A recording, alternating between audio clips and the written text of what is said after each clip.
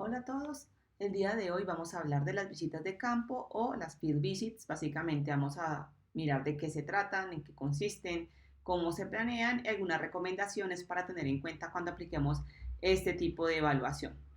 Bueno, primero vamos a irnos como a la definición y es una técnica de investigación que tiene una particularidad y es que busca que salgamos de nuestra comodidad de nuestra oficina para estar dentro del ambiente real de nuestros usuarios. ¿Con qué fin? Con el fin de realizar como una especie de estudio etnográfico en donde podamos mirar e investigar como sin meternos como demasiado cómo es el día a día, cómo trabajan, cómo actúan, bueno, todo ese tipo de elementos que de otra forma fuese difícil, digamos que levantar, ¿no? Entonces, esta es como una técnica que apunta a eso, a la observación. ¿Cuáles son las características? Bueno, en cuanto a los participantes, siempre se realiza una observación uno a uno, es decir, nos dirigimos al sitio de trabajo, al sitio donde la persona utiliza normalmente la plataforma o el dispositivo o el producto que estemos evaluando. ¿Qué resultados nos arroja? Pues básicamente nos dan una comprensión profunda de cómo funciona el producto o el servicio, cómo lo utilizan, cómo es el día a día y bueno, como observaciones que no son fáciles que nos las digan en otro tipo de evaluaciones, como por ejemplo las encuestas, no las entrevistas, entonces en eso consiste y son los resultados significativos. ¿Para qué son útiles? Para aprender de la observación. O sea, en esos casos en que hay demasiada información y quizá el contexto es demasiado complejo para hablarlo, es mejor como ir, observarlo y entenderlo de esa manera. ¿Para qué nos sirven?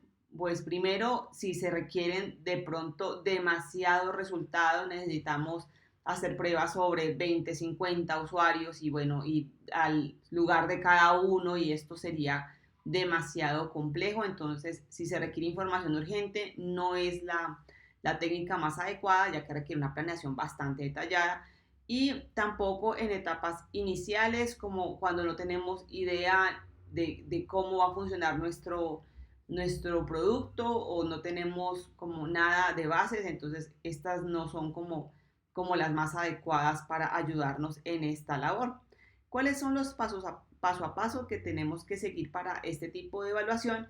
Bueno, primero lo que tiene que ver con el reclutamiento y revisión de los participantes y en esta como en yo creo que todas las técnicas es importante buscar la idoneidad de nuestros participantes, es decir, que sean las personas que utilizarían nuestros productos o que utilizan, dependiendo del contexto en el que estamos manejando, que sean personas que están dentro del rango de edad, que tengan las características de nuestro público objetivo. Esto es súper importante ya que si elegimos un participante mal, pues todos nuestros hallazgos van a estar como sesgados por una persona que realmente no pertenece a nuestro público objetivo. Para el reclutamiento, pues se basa de las estrategias como, bueno, a partir de redes sociales, no sé, hacer comunicaciones por correo, recurrir a personas cercanas o si estamos trabajando con una empresa, recurrir a la base de datos de esta empresa para que nos permita acceder a una persona, a un cliente potencial o a un cliente real de estas empresas. También tenemos que definir el horario del observado. Obviamente no puede ser el horario que nosotros dispongamos, sino el de la persona que va a ser observada, pues porque se trata de su trabajo, entonces normalmente pues se establece de acuerdo al horario que pueda realizarlo el usuario. También se habla acerca del dominio y eso tiene que ver con el conocimiento del contexto. ¿A qué se hace referencia? Pues que si yo voy a testear o voy a hacer una observación de campo de un producto bancario, por ejemplo, y voy a dirigirme, no sé, a un cajero donde la persona utiliza, digamos que voy a probar un cajero de un producto bancario y pues yo no sé qué significa, no sé, retiro, consignación, bueno, este tipo de glosarios, me va a ser muy difícil, pues digamos que estar dentro de la observación sin tener estas inquietudes o estas preguntas. Entonces es importante que donde sea que nosotros vayamos a observar, conozcamos su glosario, sus términos, a grosso modo su forma de trabajo, más o menos cuál es el paso a paso como para que lleguemos un poco más empapados y podamos prestar atención a los elementos que no son tan claros para nosotros. Y luego, bueno, hay un proceso de preparación y ejecución que tiene que ver con la logística, entonces siempre tenemos que mantener, si vamos a llevar nuestro blog de notas o una agenda, entonces tener todo esto preparado, llegar obviamente con tiempo al lugar donde vamos a hacer la observación y por supuesto tiene que haber un consentimiento de parte del usuario para que nos permita tomar las fotografías, hacer los videos, lo que necesitemos. Y bueno, ya está la ejecución, que básicamente tiene que ver con tres partes. Entonces, primero está una parte de introducción en donde hablamos con el usuario, hacemos como estas actividades para romper el hielo, para que la persona no se sienta como juzgada. Siempre tenemos que ser muy enfáticos en eso, en que no somos los jefes aquí que estamos evaluando su trabajo, sino que simplemente queremos aprender de su día a día. Entonces, eso como dejarlo muy claro en la parte de la introducción. También, pues bueno, toda la parte que les comento del consentimiento, también hablan aquí de que es importante mencionar cómo se va a llevar la observación, para qué sirve, un poco qué es lo que nosotros vamos a hacer. Luego de esta introducción se puede hacer, bueno, la parte de la observación también puede estar precedida de algunas preguntas generales, como para dar contexto y también para de pronto que genere un poco de confianza y con la persona, porque pues no es fácil tener a alguien detrás observándolo todo, entonces es bueno como hacer como unas preguntas generales. Luego ya viene la parte de observación en donde la persona ejecuta el trabajo o el proceso que estamos evaluando. Y finalmente, pues viene una parte también de preguntas, entonces la idea es no interrumpirlo durante la observación y a tomar notas. Y si hay algo que haya hecho el usuario que nos genere como inquietud, pues tenemos este espacio al final para indagar un poco, o si vemos que se produjo alguna reacción negativa o algo que no fue bastante claro, pues entonces ahí también podemos como indagar un poco acerca de su reacción y cuáles son sus dificultades y por supuesto va a haber un cierre, un agradecimiento, la entrega de los incentivos y bueno, se agradece por el tiempo y el esfuerzo de la persona observada. ¿Qué recomendaciones hay? Bueno, primero establecer una relación, entonces, como yo les comentaba, siempre antes de ejecutar la observación como tal es importante romper el hielo y generar esta confianza para que la persona pueda actuar de una forma natural. La idea es que no se comporte como si fuésemos un invitado y entonces pues que nos brinde el tinto, que nos brinde el cafecito, que nos brinde el té, el agua.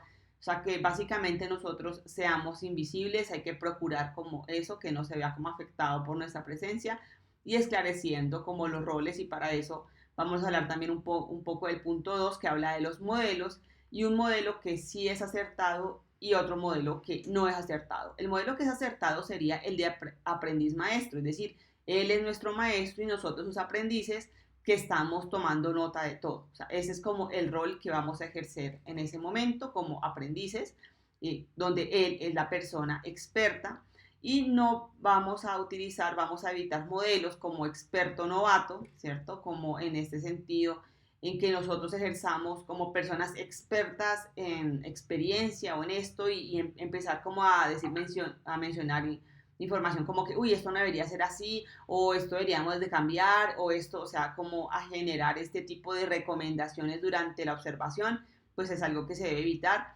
Igualmente que entrevistador a entrevistado, recordemos que es una observación, entonces la idea es que no le hagamos preguntas que él tenga que responder, porque a la final la idea es que se observe. Obviamente se pueden hacer preguntas al inicio y al final de la observación, pero no en intermedio, como que estemos diciendo, ¿y qué haces? ¿Y qué haces? ¿Y qué haces? O sea, como interrumpiendo constantemente la labor normal. Es importante dejar supremamente claro lo que se busca y desde el inicio esperar o pedirle al usuario que sea bastante claro en sus percepciones, que nos diga lo que piensa, lo que siente, pues para que no tengamos que entrar como a hacer preguntas de forma directa e interrumpir el proceso de trabajo.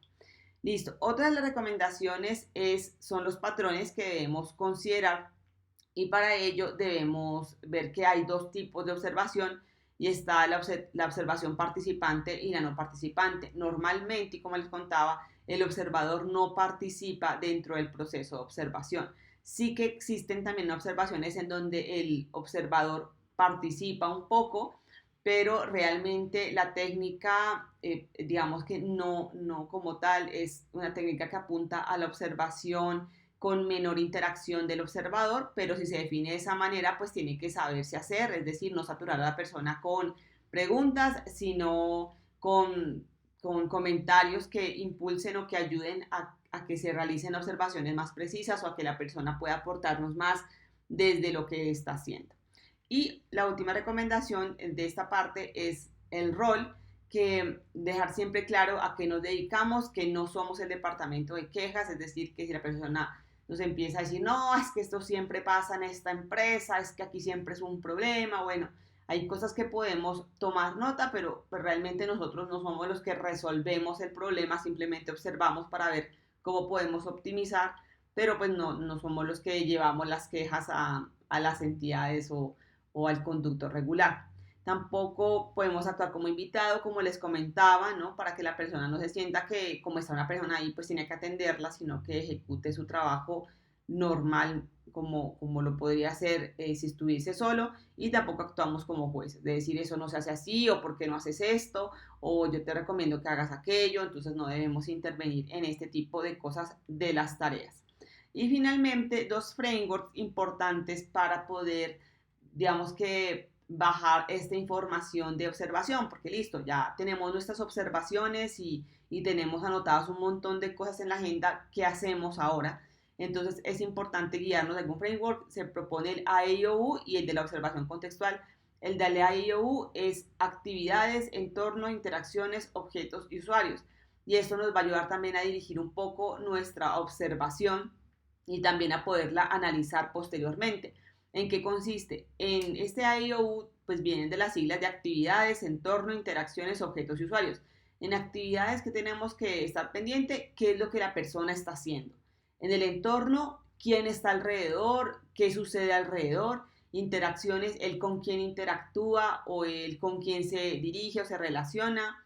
Objetos, pues tiene que ver con qué elementos, pueden ser agendas, o papelería o tableros, bueno, cómo él interactúa, qué elementos utiliza dentro del proceso de observación.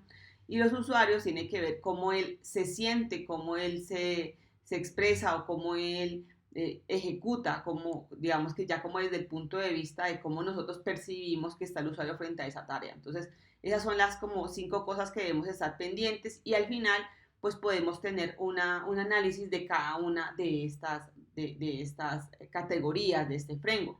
La observación contextual del framework es también muy similar, pero pues básicamente cambian un poco las siglas, pero apuntan a lo mismo, a los objetivos, entonces qué es lo que se está realizando, al proceso, que es un poquito parecido al de la interacción, qué proceso se está realizando, artefactos hace referencia como a los objetos que se utilizan y los actores, las personas que los rodean. Entonces, lo mismo, estamos pendientes durante la observación de estos elementos y de estos elementos vamos tomando nota en cada momento. Entonces, esto obviamente es algo que se va logrando con la experiencia.